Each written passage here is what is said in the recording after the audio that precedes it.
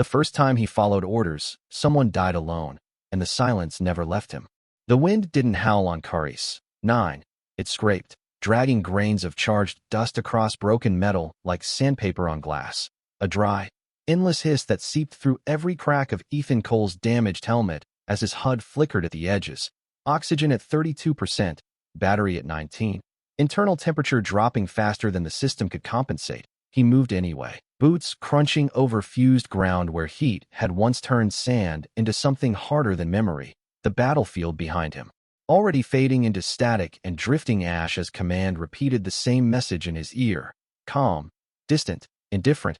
All units retreat immediately. Extraction window closing in 3 minutes. He didn't answer. Not yet. His breath came slow, measured, each inhale tasting faintly metallic through the filters as he scanned the terrain ahead, looking for anything salvageable, anything alive, though he wasn't sure why. The mission was over. The line had collapsed, and what remained was just cleanup and silence. But something tugged at him, not a sound exactly, more like an absence of one. A break in the rhythm of the storm. He turned, visor adjusting contrast automatically, and that's when he saw it. A fragment of wreckage half buried beneath drifting dust, edges still warm according to his thermal readout, and beneath it, a shape that didn't belong to the twisted geometry of machines, too smooth, too still. He approached carefully, one hand hovering near his sidearm out of habit, rather than intent, kneeling as the servos in his suit gave a quiet whine, and brushed away the top layer of dust, revealing a hand, slender, not human, skin the color of deep ocean under starlight, faintly luminous even in the dim haze. His breath caught just enough to fog the inside of his visor for a second before the system cleared it. Command, I've gotta. He stopped himself, the words hanging unfinished as the figure shifted slightly, not much, just enough to confirm what his sensors already suggested. Alive, barely. He worked quickly, clearing more debris, exposing the rest of her form, an alien girl. Younger than he expected, her body pinned awkwardly, lower limbs damaged beyond function, breathing shallow but steady. Her eyes flickered open at the disturbance, irises glowing faint gold against that blue skin, locking onto him with a clarity that didn't match her condition. She didn't scream, didn't plead, just stared, calculating, and then, with effort that seemed to cost her more than it should, she lifted a small, cracked device, not quite a weapon anymore, and pointed it weakly in his direction. Her voice when it came was rough, accented, but translated cleanly through his system. Leave me. Human. The words were simple, direct, practiced, as if she'd said them before, maybe to others who had already walked away. Ethan felt the command channel pulse again in his ear, louder this time, sharper. Sergeant Cole. Confirm retreat. You are outside safe parameters. He looked down at her, at the way her hand trembled but didn't drop, at the stubborn line in her expression despite everything. And for a moment, just a moment, the storm around them seemed to quiet, replaced by something older, heavier, a memory of another battlefield, another voice, another hand he hadn't taken. His fingers tightened slightly against the edge of the wreckage as his HUD blinked a warning he didn't acknowledge, and without breaking eye contact, he reached past the damaged device, not to disarm her, but to lift the weight pressing her into the ground, the servos in his suit straining softly. As metal shifted inch by inch, his voice when he spoke was low, steady, almost lost beneath the wind. Not this time. The metal groaned as it shifted, a low, reluctant sound that vibrated through Ethan Cole's gloves and up into his arms, his suit compensating with a quiet surge of power that drained another sliver from the already failing battery. The display flickered at the edge of his vision, warning icons stacking in amber, but he ignored them, focusing instead on the weight above the alien girl as he lifted just enough to slide her free. Inch by careful inch, her breath caught once, sharp and shallow, but she did not cry out, did not look away, those gold-lit eyes tracking him with something colder than fear, something closer to disbelief. When the last piece of wreckage shifted aside, he eased it down behind him, letting it settle into the dust with a muted thud, and for a moment neither of them moved, the wind filling the space between them with its constant dry hiss. You should not do this, she said finally, her voice steadier now, though still thin at the edges, the translator smoothing the cadence, but not the meaning. Ethan glanced at his HUD, oxygen at 28%, battery at 17. Extraction countdown ticking in the corner like a quiet accusation. Probably not, he replied, already reaching for his pack, pulling free a compact med unit. The casing scratched but functional. He placed it beside her and activated it. A soft blue light scanning over her injuries. Mapping, calculating, he did not need the full report to understand the situation. Mobility was gone, stability uncertain, survival alone out here was not an option, the device chirped once, dispensing a thin field wrap that he guided into place with practiced hands, sealing what it could, reinforcing what it could not. She watched every movement, her gaze sharp despite the strain. "Your command will punish you," she said, not as a threat, but as a simple statement of fact. Ethan let out a slow breath, the sound echoing softly inside his helmet. "They can get in line," he answered, his tone flat. Almost tired, the comm channel pulsed again, louder this time, cutting through the storm with crisp authority. "Sergeant Cole, this is your final directive. Retreat immediately. You are ordered to abandon all non-essential assets." He hesitated for half a second, just long enough to feel the weight of the words, then reached up and muted the channel completely. The sudden silence was immediate, almost heavy, as if the world itself had stepped back to watch. The girl's eyes narrowed slightly at the gesture. "You sever your link," she observed. Ethan nodded once. Already moving, sliding one arm carefully beneath her shoulders, the other bracing along her side. Mindful of the injuries the scan had highlighted, his suit adjusted automatically, redistributing load. Calculating balance. When he lifted her, she was lighter than he expected, not fragile, but diminished, like something that had been built for more than this moment allowed. She tensed at first, instinct more than resistance, then stilled, her damaged device slipping from her hand and disappearing into the dust. "I can move," she said. Though the statement lacked conviction, Ethan shifted her slightly, securing her against his chest. "Not far," he replied, his voice quieter now, closer. The wind tugged at them, pushing against his back as he turned toward the distant ridge where his scanners marked a partial structure. Possible shelter, 2,000 yards, maybe less if the terrain held. His HUD recalculated route and risk in a stream of silent data, none of it promising. He took the first step anyway, boots sinking slightly into the loose surface before finding purchase. Each movement measured, efficient, conserving what little power remained. For a while there was only the rhythm of motion, the faint hum of servos, the scrape of wind. Then she spoke again, softer this time. "Why?" The single word lingered between them, not demanding, not accusing, just there. Ethan did not answer immediately, his gaze fixed ahead, watching the shifting outlines of the landscape. The way the storm bent around broken structures and carved paths through debris.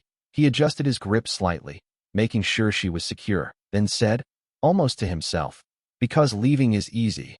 The words were simple, unadorned, but they settled into the space between them with a weight the storm could not carry away. She went quiet after that, her head resting lightly against the front of his armor, listening perhaps to the steady mechanical rhythm beneath, or to something else entirely. And as they moved further from the wreckage, the battlefield behind them fading into a blur of dust and memory, the silence between them began to change, not empty anymore, but shared. The ridge did not look like shelter until they were almost on top of it, just another jagged break in the horizon where wind had carved the terrain into uneven lines. But as Ethan Cole pushed closer, the contours sharpened into something more deliberate, angled surfaces half buried beneath dust, the remains of a structure that had resisted the storm longer than everything else around it. His HUD pulsed a faint confirmation, composite alloy beneath the surface, partial integrity, enough to block the worst of the wind. His steps slowed as the incline steepened, each movement drawing more from the suit than it could afford. Battery at 14% now. Oxygen slipping to 25, the warnings had shifted from caution to inevitability. But he kept moving, adjusting his grip on Lyra as her weight shifted slightly against him. She had gone quieter over the last 100 yards, not unconscious, but conserving, her earlier sharpness replaced by something more distant, her gaze drifting across the horizon as if measuring something he could not see. When they reached the edge of the structure, he angled sideways, using his shoulder to push through a narrow gap where two panels had separated just enough to allow entry. The wind resisted, pressing against them like a living thing. But then it broke, replaced by a sudden, heavy stillness as they crossed the threshold. The sound outside dulled instantly, reduced to a low, constant hum that vibrated through the walls instead of tearing at them. Ethan stepped inside fully and lowered himself to one knee, carefully easing Lyra down onto the relatively stable surface, The interior was dim, lit only by the faint glow of his suit and a few residual strips of emergency lighting that flickered weakly along the far wall. Dust drifted lazily in the air here, slower, almost suspended. He took a moment, just a moment, to steady his breathing, the system in his helmet adjusting to the calmer environment, filtering less, conserving what it could. Then he reached for the med unit again, running a secondary scan now that they were out of the storm. The results scrolled across his display, unchanged in the ways that mattered, but stable for now. This will hold for a while, he said, more to himself than to her, reinforcing the field wrap and adjusting its output to match her current vitals. Lyra watched him in silence, her eyes reflecting the faint blue of the device. You choose a ruin, she said after a few seconds, her voice softer here, no longer fighting the wind. Ethan let out a small breath that might have been a laugh if he had more energy to spare. It is what I could find, he replied, glancing toward the entrance where the storm pressed against the broken edges like a reminder that it was still there. Waiting, he shifted back slightly, resting against a section of intact wall, the cool surface grounding him through the suit, his muscles beginning to register the strain he had been ignoring. It is enough, she said, and there was something different in the way she said it. Not agreement, not quite gratitude, but closer than before. He nodded once, eyes scanning the interior automatically, mapping exits, structural weaknesses, anything that might matter if they needed to move again, though the thought of moving further right now felt distant, almost theoretical. His HUD blinked again, oxygen at 23%, battery at 12, time narrowing in quiet increments. Lyra followed his gaze for a moment, then looked back at him, studying his face through the visor, as if trying to understand something beyond the obvious.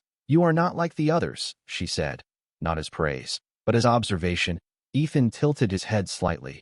You do not know the others, he replied, his tone even. She held his gaze a moment longer, then said, they would have left. The certainty in her voice left little room for argument.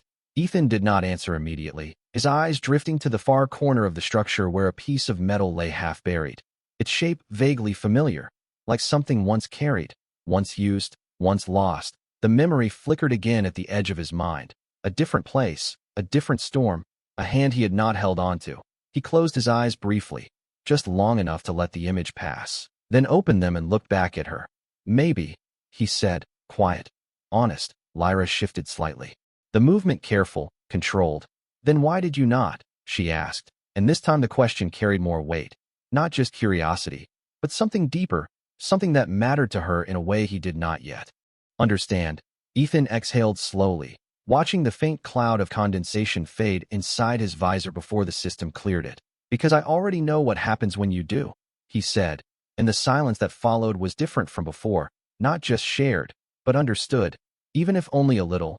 Outside, the storm continued to scrape and whisper against the broken walls, but inside, for the first time since the crash, there was something like a pause, a space where two very different lives had stopped moving just long enough to begin seeing each other clearly. The quiet inside the structure did not last. It never did. It only changed shape, settling into something slower and heavier as Ethan Cole leaned his head back against the cold alloy wall and let his breathing even out. Each inhale measured, each exhale controlled, the suit whispering softly as it adjusted pressure and temperature in small increments that no longer kept pace with the steady drain of resources. His HUD dimmed slightly to conserve power, numbers shrinking but never disappearing. Oxygen at 21%, battery at 11. Time reduced to estimates he chose not to calculate out loud. Across from him Lyra shifted again, a small motion but deliberate, her hand pressing lightly against the surface beside her as if testing her own balance. The field wrap pulsed faintly where it held her together, a quiet blue rhythm that matched her breathing more closely now.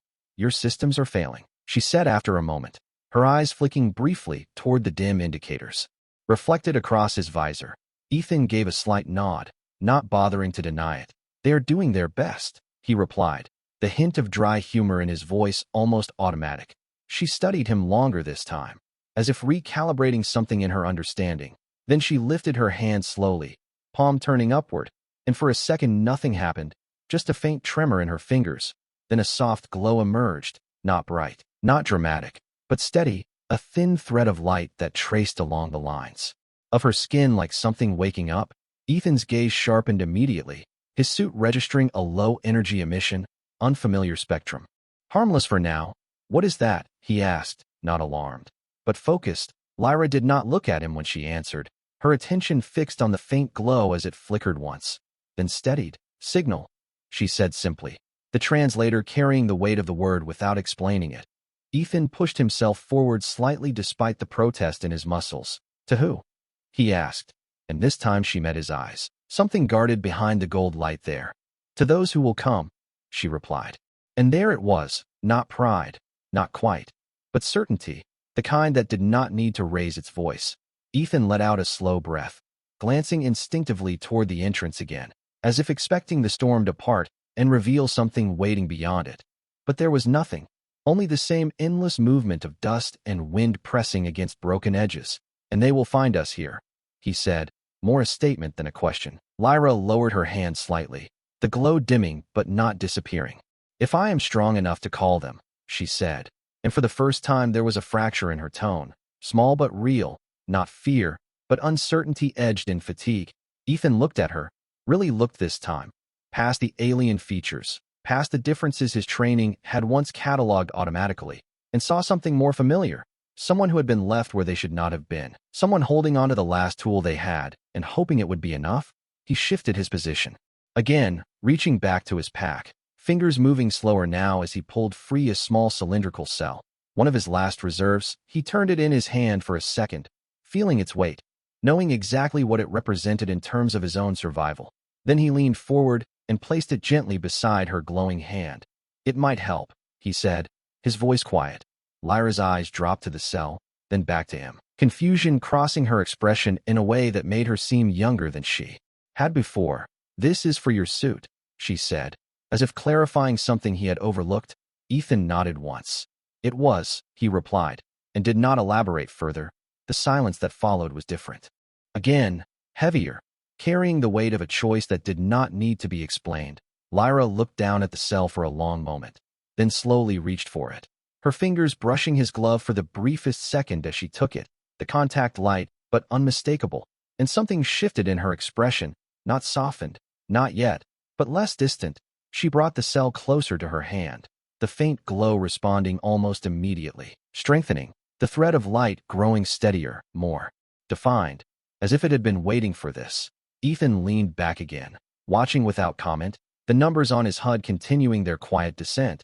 But for the first time since entering the structure, the direction of the story in front of him felt less like an ending and more like something unfinished. Outside, the storm continued its endless scraping against the world, but inside, a different kind of signal had begun, one that did not come from machines or commands, but from a choice that refused to disappear.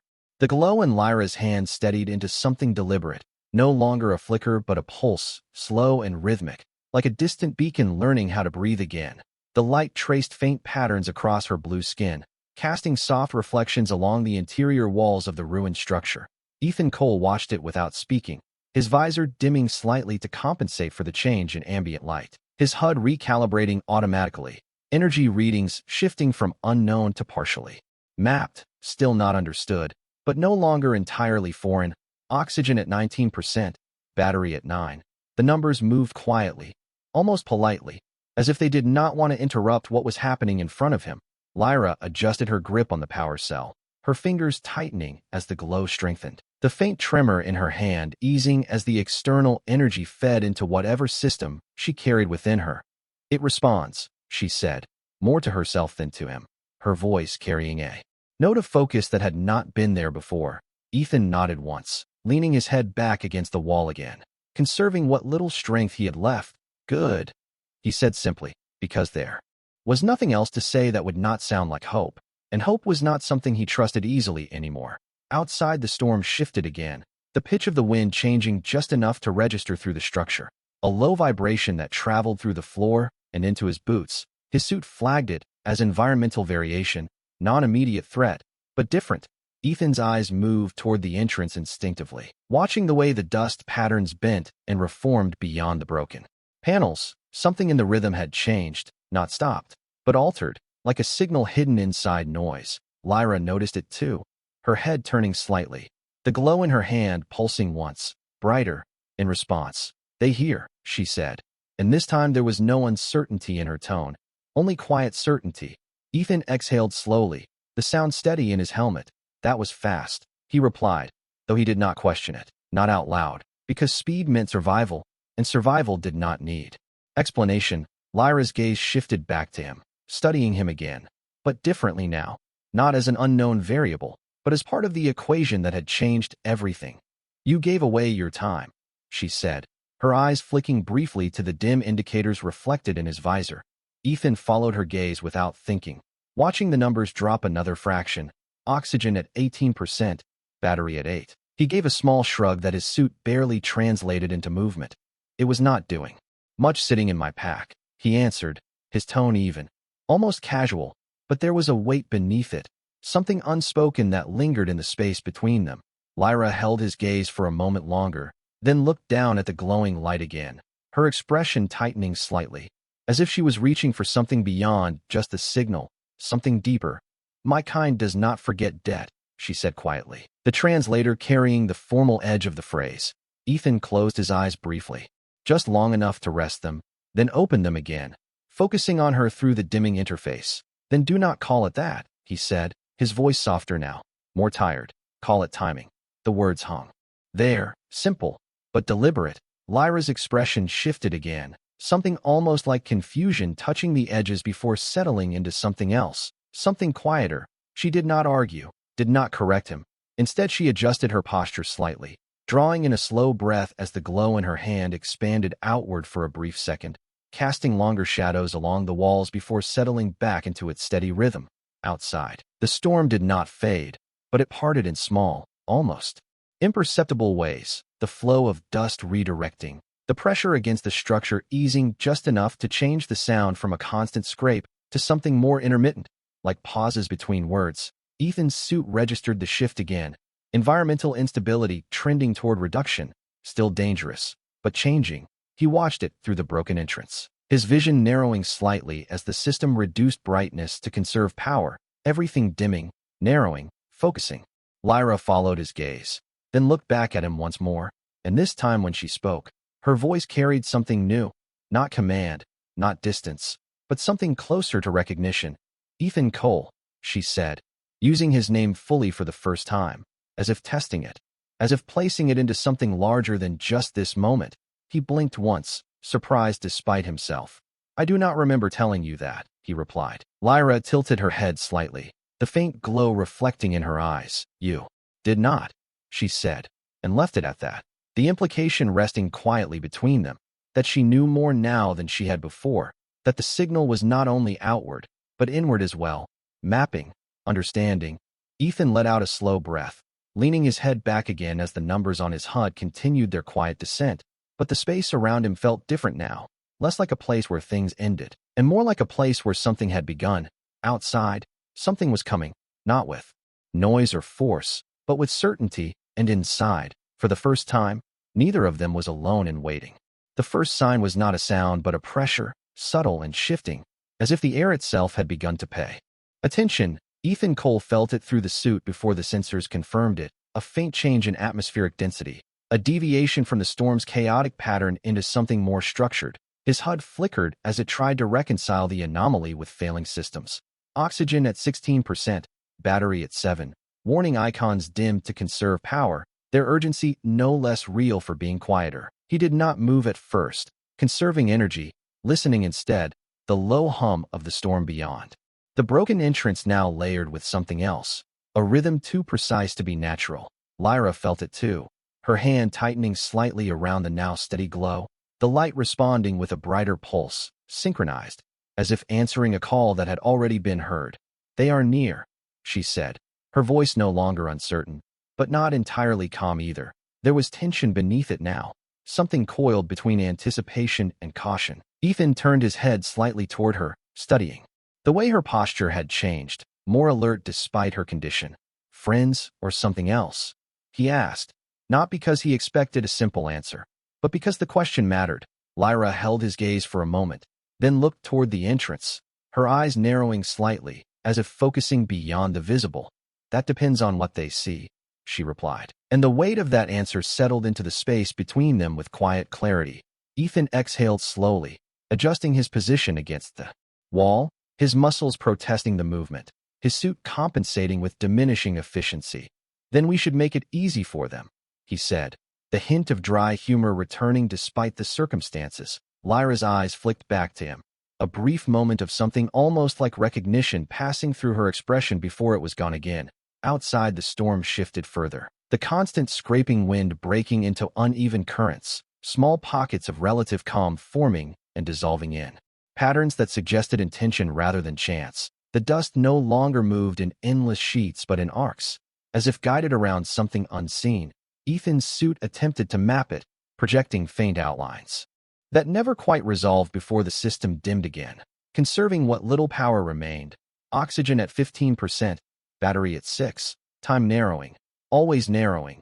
Lyra adjusted her hand again, lifting it slightly, the glow intensifying as it extended outward in a thin, luminous thread that reached toward the entrance, the light bending subtly as it passed through the air, as if interacting with something just beyond sight. They follow, she said quietly, her voice carrying a different kind of certainty now, one that did not need to convince, only to acknowledge. Ethan watched the light for a moment, then shifted his gaze back to her. And when they arrive, he said, his voice steady despite the fatigue pressing in at the edges. What happens to me? The question was simple, direct, and free of accusation. Lyra did not answer immediately, her eyes lingering on the glow as it pulsed in slow, deliberate intervals. Then she looked back at him, really looked, as if measuring something that could not be quantified by scanners or signals. That will also depend on what they see, she said, echoing her earlier words but with a subtle difference, a shift that placed him inside the answer rather than outside it. Ethan nodded once, accepting it without argument, because it was honest, and honesty was rare enough to recognize when it appeared. He leaned his head back again, letting his eyes close for a second longer this time, the darkness behind his eyelids, thick but not empty, filled with the quiet awareness of his own limits, of the narrowing window his suit could no longer hide. He opened them again as the pressure in the air shifted once more, stronger now, more defined, the structure around them humming faintly in response, the broken panels at the entrance vibrating with a low resonance that matched the rhythm of the light in Lyra's hand. Outside, something moved against the storm, not breaking it, but parting it, like a presence that did not need to force its way through, only to be acknowledged. Lyra's breathing slowed, deepened, her focus sharpening despite everything. Do not move, she said softly, not as a command, but as a request. Ethan almost smiled at that, a faint, tired expression that never fully formed. I was not planning to, he replied, his voice quieter now, the edges of fatigue finally beginning to show. The glow in her hand flared once more, brighter than before, casting long shadows that stretched across the interior walls and over him where he sat, the light touching the surface of his armor, reflecting in the fading display of his visor. Outside, the storm bent again, this time holding its shape just long enough to reveal a darker silhouette beyond. Indistinct but unmistakable, something had arrived, and for the first time since the crash, the waiting was over, leaving only the question of what came next, and whether the choice that brought them here would be enough to carry them through what followed. The silhouette did not rush forward. It did not crash through the storm or announce itself with force. It simply became clearer, as if the world had decided to make space for it, the swirling dust bending away in slow arcs that revealed a shape both unfamiliar and precise, elongated, angular, moving with a control that did not belong to the chaos around it.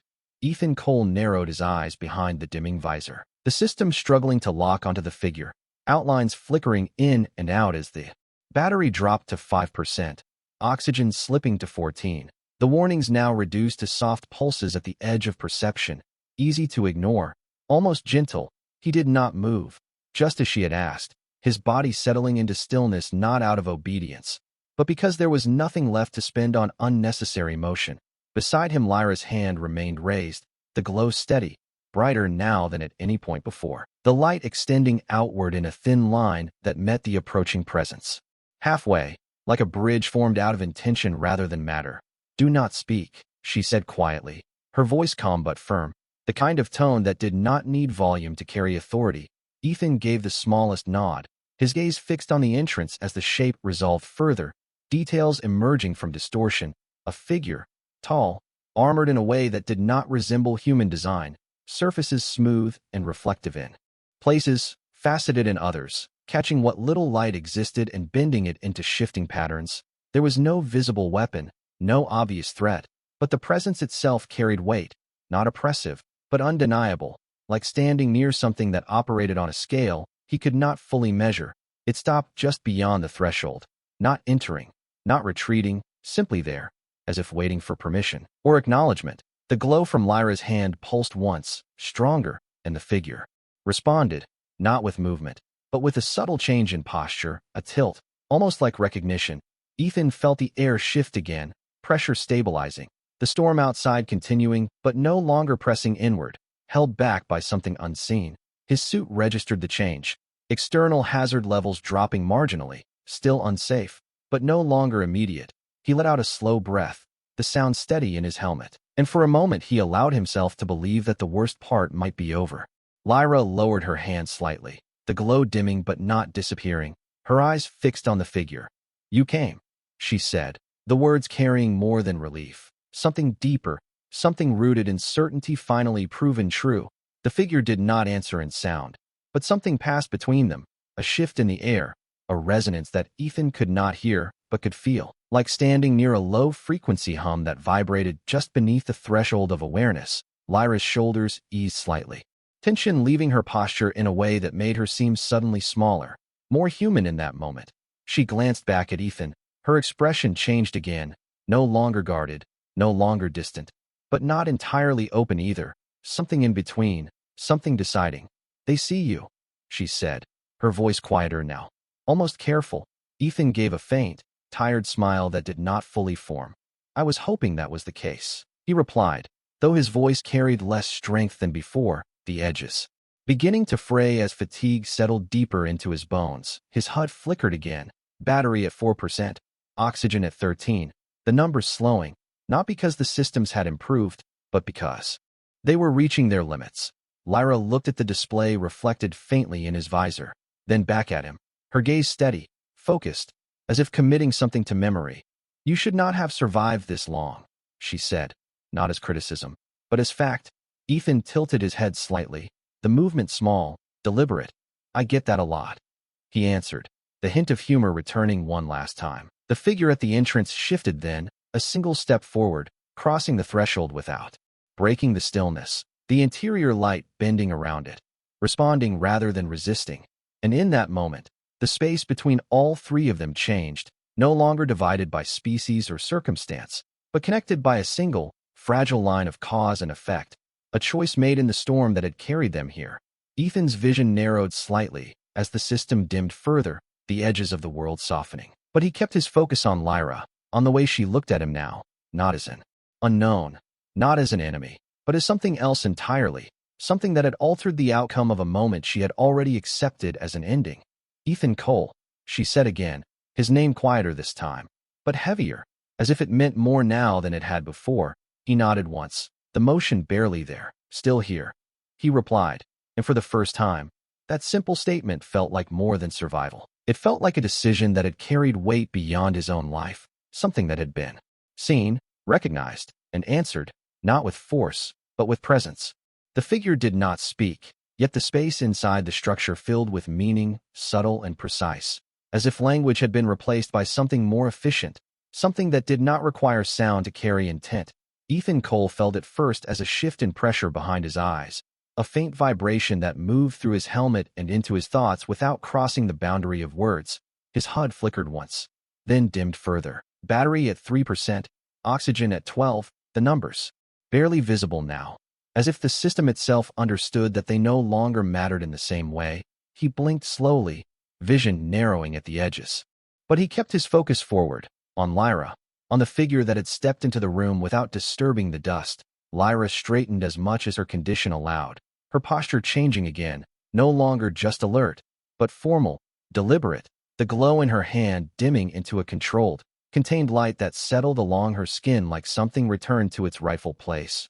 "You took your time," she said, her voice steady, carrying a tone that was not complaint, but expectation fulfilled. The figure inclined its head slightly, a motion that felt less like apology and more like acknowledgement.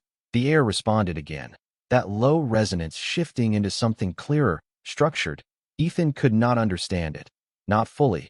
But he could feel the exchange, precise, layered, more information passing between them in silence than most conversations could carry in hours. Lyra listened, her expression tightening briefly, then easing, her gaze flicking toward Ethan for just a second before returning to the figure. "He is the reason," she said, and the words landed differently than anything before. Not explanation, not defense, but declaration. The figure's attention shifted then, fully, directly, settling on Ethan, and for the first time, he felt the weight of being seen, not scanned, not evaluated, but understood in a way that bypassed everything he had been trained to hide behind. His breath slowed, each inhale shallower than the last, the edges of the world softening further. But he did not look away. He had come too far for that. Lyra's voice softened slightly, though it did not lose its strength. "They will ask what you are," she said, her eyes steady on him now. Ethan let out a faint breath that might have been a laugh if he had more strength to give it shape. "I am running out of time," he replied, choosing truth over definition, because it was the only thing that still felt exact. The figure did not move closer, did not reach out, but something changed in the air again, the pressure shifting into something warmer, more stable. Ethan's suit registered it as a minor increase in ambient support. External interference stabilizing internal systems, just enough to slow the decline. Oxygen holding at 11% instead of falling. Battery flickering, but not dropping further. Not recovery, but pause. Lyra noticed it too, her eyes widening just slightly before settling back into focus. "They are considering," she said quietly, and there was something in her tone now that had not been there before, something like uncertainty, but not fear, something closer to anticipation. Ethan closed his eyes for a second, letting the stillness settle over him. Not empty, not final, just still. When he opened them again, he looked at Lyra, really looked, taking in the details he had not had time to notice before. The faint patterns in her skin, the way the light caught in her eyes, the steadiness in her breathing now compared to when he had first found her. "You are going to be fine," he said, his voice low, steady despite everything. Lyra held his gaze, and for the first time, something like emotion moved clearly across her expression, not guarded, not restrained, just present. "That was not certain until you decided it would be," she replied, and the words carried weight, not as gratitude, but as recognition of cause and effect. Ethan nodded once, the motion slow, deliberate. "Then it was worth it," he said. Simple, final. The figure shifted again, a slight movement forward, and the resonance in the air changed once more, deeper now, more defined. As if a decision had been made, Lyra turned her head slightly toward it, listening without sound, then looked back at Ethan, her expression set, resolved. "They will not leave you," she said. And this time there was no uncertainty at all, only quiet certainty. Ethan let out a slow breath, the tension in his shoulders easing just a fraction, not relief exactly, but acceptance, the kind that came when something larger than his own effort had taken hold of the outcome. His vision dimmed further, the edges fading into soft gray, but the center remained clear, focused on her, on the figure, on the space between them that had changed from emptiness into something shared, something that would not disappear when he closed his eyes. And for the first time since the storm had begun, he allowed himself to stop holding on so tightly, not because he was giving up, but because he no longer had to carry it alone. The change did not arrive with urgency. It arrived with precision, as if the moment had been waiting for itself to become inevitable. The figure moved one step closer, and the air responded instantly, stabilizing, settling into a quiet that felt deliberate rather than empty. Ethan Cole felt it before his failing systems could register it. A gentle resistance against the pull of exhaustion, not a force, not a correction, but a presence that held him exactly where he was. His HUD flickered weakly. Battery at 2%, oxygen at 10. The numbers blurred at the edges as his vision softened, but they no longer dictated the moment. They simply existed beside it. Lyra shifted closer, her movement careful but intentional, her hand reaching out and resting lightly against his arm, the contact steady, grounding, her voice low but clear. "Stay with me," she said, not as an order, but as something closer to a promise. Ethan's breathing slowed, each inhale shallow but present. He turned his head slightly toward her, the motion taking more effort than it should, but he made it anyway. "I told you," he said quietly, the faintest trace of a smile in his voice. "I am still here." Lyra held his gaze, and this time there was no distance left in her expression, No guarded edge, only something open, something that had changed because of him. The figure behind her extended a hand, and the light in the room shifted again. Not brighter, but deeper, as if the space itself had gained dimension. Ethan felt it move through him, not invasive, not overwhelming, but precise, like a system recalibrating from within. His suit responded with a soft chime, unexpected, the first clear sound it had made in minutes. Internal systems stabilizing, oxygen flow no longer declining, battery no longer draining, not restored, but held, suspended at the edge of failure without crossing it. He blinked slowly, focus returning just enough to sharpen the outlines of the world again. Lyra noticed it. Immediately, her grip tightening slightly, her eyes searching his face. "They are keeping you," she said. And the words carried something more than explanation, something closer to relief.